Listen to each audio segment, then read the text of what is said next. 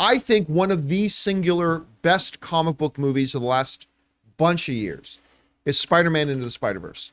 It came out in a year that Black Panther came out and then Infinity War came out. And I don't care if you like this or not, Spider-Man Into the Spider-Verse was the best comic book movie that year. It wasn't just the best animated film that year. It was the best comic book movie that year. And maybe it's a battle between it and Spider-Man 2, Sam Raimi's Spider-Man 2, for the best Spider-Man film of all time. It's incredible. And we've been really excited about Spider-Man Across the Spider-Verse, which is coming out at CinemaCon last year. They showed us a good 15 some odd minutes of it, even though a lot of it wasn't finished. Some of it was like pencil sketch animation, but they were showing it to us anyway. Well, we've seen in the little teasers that there's a lot of multi-dimensional Spider-Men in this, a hell of a lot of them. And there's a new report coming out that suggests one of the different dimensional Spider-Men in this movie may actually be Tom Holland himself. Now, where this story is coming from is that Jeff Snyder, who we've been quoting a bunch lately, he's been coming out with a bunch of stuff. A lot of the stuff he's been coming out with has turned out to be quite accurate. But he is saying, now he is not confirming this, he's just saying he is hearing that one of the reasons that Spider-Man Across the Spider-Verse has been delayed a little bit was so they could get Miles Morales to actually, in one of the dimensions he goes to, is a live action dimension. Not unlike, what was it, an episode of The Simpsons that did that once? Where Homer ended up in the real world or something like that? Anyway, where Miles shows up in a real live action thing and it's Tom Holland's Spider-Man he comes across. Now, I don't believe it.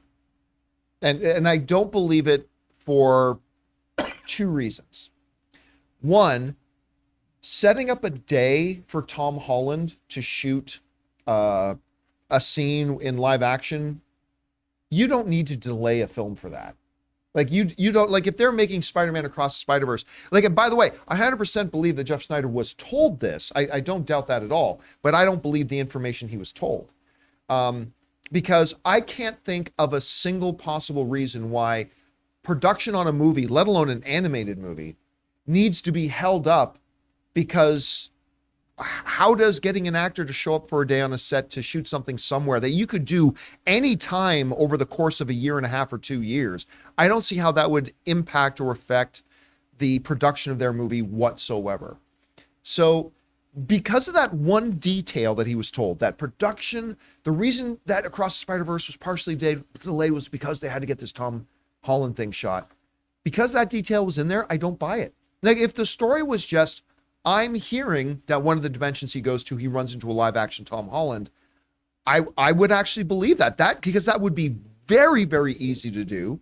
Sony could pull that off easily enough. I wouldn't see, and if it's just a quick cameo, it doesn't really throw any of their story or anything into any kind of chaos. But just because it has that one detail of the movie was held up because of some, like, nah, I'm checking out of it. So mark me down as somebody who does not believe this one. Anyway, Rob, you hear this? Is it a good idea? Do you believe it? What do you think?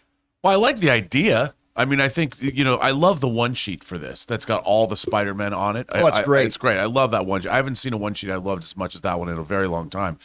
But the idea of, look, I'm sure animated films take time. So the reason it was delayed or whatever could be because they want to make it better. Or they rework scenes. They found out that when they watched it, like, oh, we're going to change this. I mean, animation can be very iterative if it needs to be. Now, I could believe that during one of those times, they have an opportunity that arose to get Tom Holland. And there was already probably a delay, but the story becomes, oh, they delayed the movie because of Tom Holland. I don't think that's true because, John, an animated movie, you could film Tom Holland anywhere. If he wants to, like, walk down the street to Pinewood, wherever he lives with his family, I don't know where he lives, but he could drive there and they could shoot him against a green screen, and comp in. I mean, what is this? I don't know what the scene is, but I don't think they would have to delay the movie because of that. I think the movie was delayed because they're making it better. And I think two stories got conflated into one. But I believe that they have a live action scene. I believe that Tom Holland could be in the movie. I just don't think it's because it was delayed for that reason. Chris, do you think it's a good idea to try to pull off a live Tom Holland appearance in it? And do you believe the story that this is what's going to happen? Yes and yes. because I think it's great to include him. If you're going to have all Spider-Man, have all Spider-Man. Do it, right? And also, I'm sure it wasn't, hey, it's hard for us to figure out scheduling or filming. I think contracts are what would make this have a delay. Figuring out if this is going to be part of a new picture deal with Tom being Peter, being Spider-Man. But my and all question, of that. I could see that delaying them shooting Tom Holland's cameo. How does that delay the movie? Because they don't need to stop production on the movie waiting for Tom Holland to shoot a cameo. I feel like it's semantics. I feel like they're having a thing that's going to go in the movie. You can't finish it if you're missing a scene.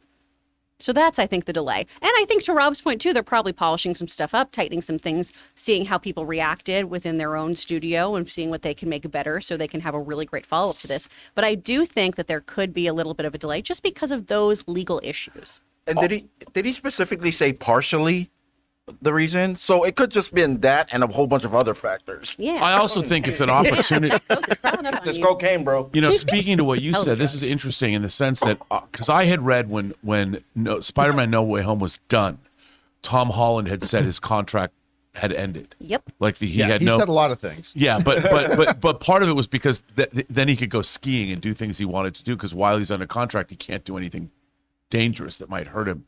But I could see that he didn't have a contract. They were probably doing those negotiations and they came up with the idea in the movie, what if? Like it wasn't ever going to happen and they came up with it late in the game. And like, what if we could put Tom Holland in this movie? And so that's awesome. Like almost at the 11th hour. And that's how come they might call it delayed. Yeah. Because I could see that could have been a new idea. It wasn't something that they were planning on. And then this opportunity arose. And they're like, this would be great. Let's do it. Well, it would create a great pop in the audience. Oh, my God. You're sitting there watching this movie and all of a sudden a live action Tom Holland pops up. That would create a huge pop. Also, one last thing. Remember what we saw at CinemaCon, right? Last year, Yeah. John? It was they said the first 15 minutes, and even that wasn't complete. If this movie is going to be like 2 hours, 2.5 hours, Yeah. that's a long way to go. Yeah, and there's a lot of bonkersness Yeah, I'm in there. surprised that it's coming out this year, to be honest. Especially with all those various animation styles too, because a lot of them are taking different styles, different ways that you execute the animation. It's Yeah. not all just CGI. I mean, it's a lot of stuff to do. And this is one of two movies. This movie's split into two. Didn't But I they can't change wait. that? Oh, yeah. They changed the titles to one is now Across the Spider-Verse Yeah. and one is now Beyond? Through or Beyond the something? Spider-Verse. Something I like can't that? remember. Well, Yeah, could yeah. that's what I was going to say because you're saying Beyond. So could he be coming in for like a post-credit scene that ties into number 3? It's possible. Oh. I mean, I doubt you're going to see a live. I don't think we're going to see a Who Framed Roger Rabbit mix up a full movie of Miles Morales and Tom Holland Spider-Man. I think Yeah. probably it's going to be a quick cameo, but who knows? Listen, guys, the possibilities are endless. Question is for you. What do you think about this? Number one, would you like the idea of a Tom Holland live action popping up in a cameo in Across the Spider-Verse? Number two, do you believe it's actually going to happen? Whatever you guys think, jump down into the comment section below and let us know your thoughts. We want to thank a sponsor of this video, MasterClass. MasterClass offers classes on a wide variety of topics, all taught by world-class instructors at the very top of their fields. Each class is broken out into individual video lessons, usually around 10 minutes long. And MasterClass is completely accessible on your phone, the web, smart TV, and available via audio mode to listen to classes on the go. They have over 2,500 video lessons from over 180 of today's most brilliant minds. They're all available anytime, anywhere on iOS, Android, desktop, Apple TV, Amazon Fire TV, and Roku. Now, obviously around here on the John Campea Show, we love our movies, so why not learn filmmaking from Jodie Foster, or maybe directing from Ron Howard himself, or the great Neil Gaiman doing his masterclass on the art of storytelling. And you guys have heard me talk about my favorite masterclass, Business Strategy and Leadership by Big Papa Iger himself, Bob Iger, the new and returning CEO of Disney. So guys, I highly recommend that you check it out. Get unlimited access to every class, and as a John Campea Show listener, you get 15% off an annual membership. Just go to masterclass.com/Campea now. That's masterclass.com/Campea for 15% off Masterclass.